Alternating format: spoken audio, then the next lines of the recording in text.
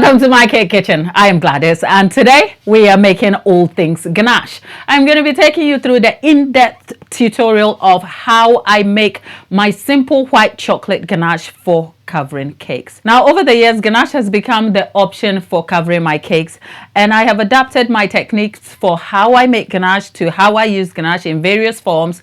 And for once on this channel, I'm going to be tackling all things ganache, taking you through how I make my simple white chocolate ganache through to how I use it to cover a cake. In this tutorial, you will come to see how ganache is used in its different forms, whether it is whipped or unwhipped. The covering of the cake is to cover the basics of how ganache can transform the outcome of your cake. But in subsequent tutorials, I'll be covering the subject of ganache, how to fix some issues, troubleshoot, and of course, how to color and use ganache for your best outcomes in the cake decorating process. The video you are about to see is a snippet from the in-depth live tutorial where I covered all the subjects. So even after watching this video, which I hope is packed with in-depth information for you, do check out the live tutorial where there was more than enough fun and edited for you to get packed value from.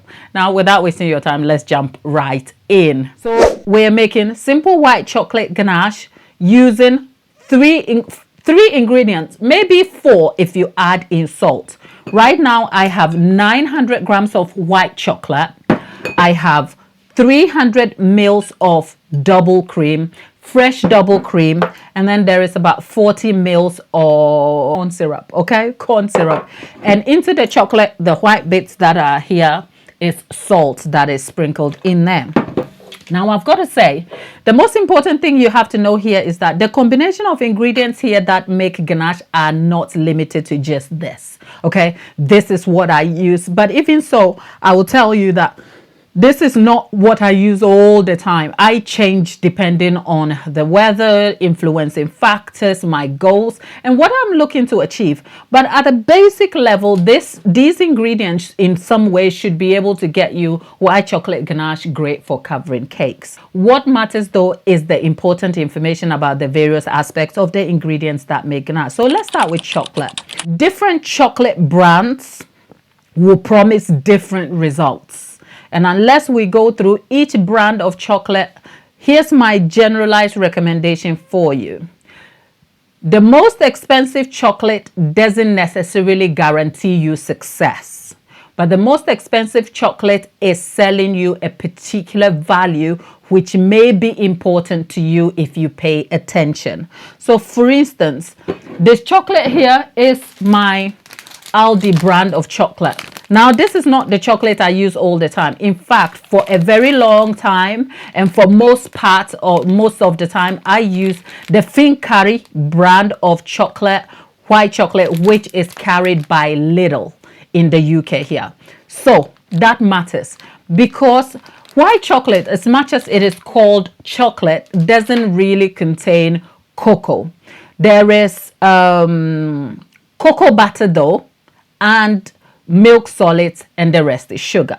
That is the ingredient composition of white chocolate, okay? So when you hear white chocolate, dark chocolate, milk chocolate, only dark chocolate contains cocoa solids. But in white chocolate, what determines the quality is the amount of cocoa butter and whether the cocoa butter is the artificialized cocoa butter or real cocoa butter, which is a substitute from cocoa. That said, there is almost like a misunderstanding of the various chocolate options on the market and which is better and which is what. Here's what I'll tell you. If you do decide to go for any other brand of white chocolate, it is really important for you to pay attention to the ingredients. Now, you'll find that in the UK, most cocoa chocolate options will always have a cautionary allergy notes to say because of their production environment, it may contain nuts, even though the listed ingredients does not contain nuts. Now, that is very different for white chocolate because where white chocolate is not employing the full cocoa butter in the mix of its composition, sometimes the oil or the fat option that is used is peanut butter. So here's a note of caution to you. If you do decide to use any brand of white chocolate outside of the recommended brands that are labeled as luxury or more expensive because of the exclusive use of cocoa butter, please read your labeling. Now we have double cream. In the UK, we have fresh cream, we have double cream. The fresh cream and double cream are two different things.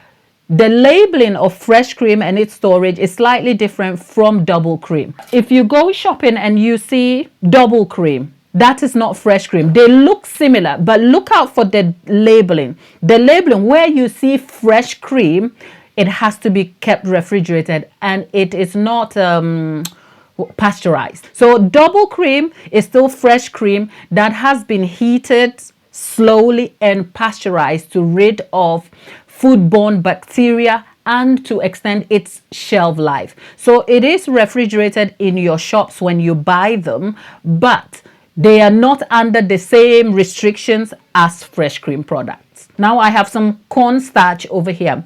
The cornstarch is not really an addition that you need if you don't have access. However, cornstarch over here adds to the emulsification because white chocolate contains the cocoa butter and the solids and lots of sugar.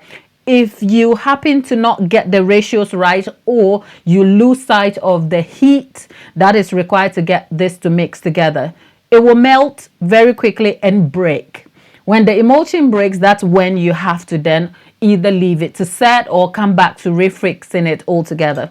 What I find is that this cornstarch just helps to kind of keep the emulsion together and stops it from breaking. But quantity in terms of the ratio is really important because if you use any more than you need, you're going to mess up the consistency, which may not set properly when you come to using your ganache. But if you want to use, say, for instance, whipped ganache, having a cornstarch in there helps to keep your consistency together even when you whip it. That said, one last thing, a pinch of salt.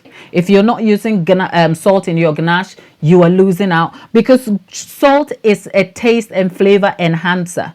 With the white chocolate, because it's very sugary, having a pinch of salt in there sort of balances the taste and kind of like settles the mouthfeel for you.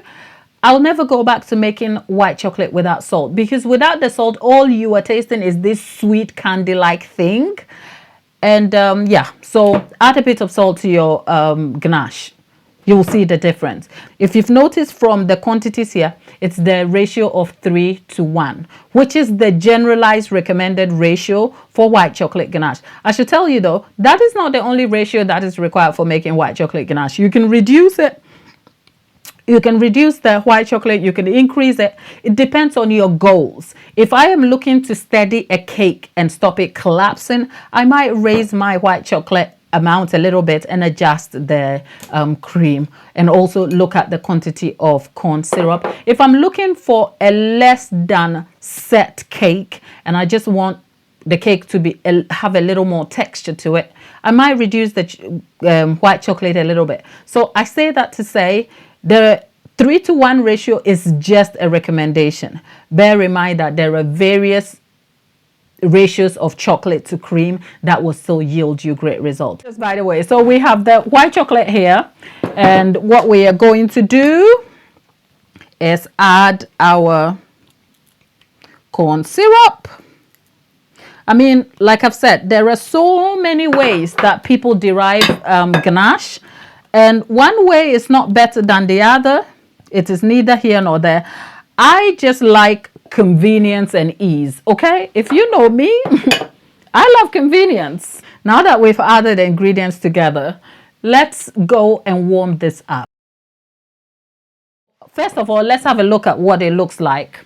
It doesn't seem like much has happened here, right? It doesn't seem like that at all. Nothing is happening here. But the bowl feels warm, and as you can see, when we started, the cream was down and the chocolate pieces was up, but now the chocolate is beginning to melt and the cream is setting itself up. Now at this point, I know that I can just about leave it back in for another 2 minutes. But for your convenience, I am just stirring this in. So we've mixed much of that, but I still have some lumps in it, right? So what I'm going to do is put this back for another 2 minutes. 2 minutes in, and now we have the ganache all done. Remember, we had the ganache back in to kind of pop the rest of the lumpy bits, and as you can see, the lumps are almost gone. So this is the first part of my chocolate ganache, simple white chocolate ganache to cover a cake. It is done now.